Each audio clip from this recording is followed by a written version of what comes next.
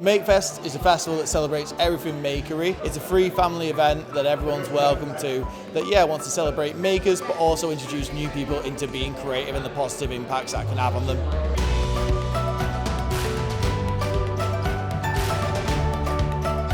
It gives the opportunity for businesses like myself to be able to come here, network with other people, but also sort of show people what we're providing. Today we were doing a palm drill activity, which is just getting the children to use a palm drill, all about dexterity and perseverance as well, making little wood cookie necklaces. My activity is mainly based around felt and sewing, so I have a number of things like brooches and embroidery kits. I've brought animals from my company Animal Teach, and I take them out into local schools, the local community, and I educate people all about them and how fascinating and beautiful they are. We're doing some work on a cultural strategy for Halton. We've been writing down all the ideas and thoughts people have had on a big mind map on the window, and then kind of making connections, reinforcing things that are really popular.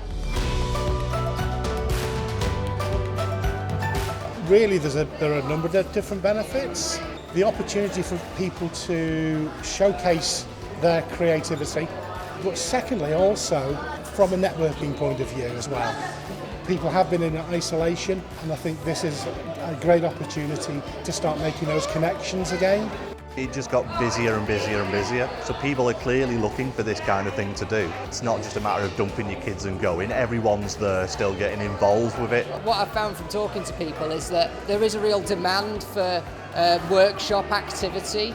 People get to try stuff they've not done before. There's been a lot here, which is quite good. It's a range of activities, so there's something for everyone to enjoy. I think it just brings people together, which is lovely, and got to do lots of things that we didn't expect to do this morning when we got up. We've loved it, haven't we, Ted? So when we came a couple of years ago, we got to make or create, and we've since done kind of courses with them, so it's just kind of get to know things that you wouldn't normally know about.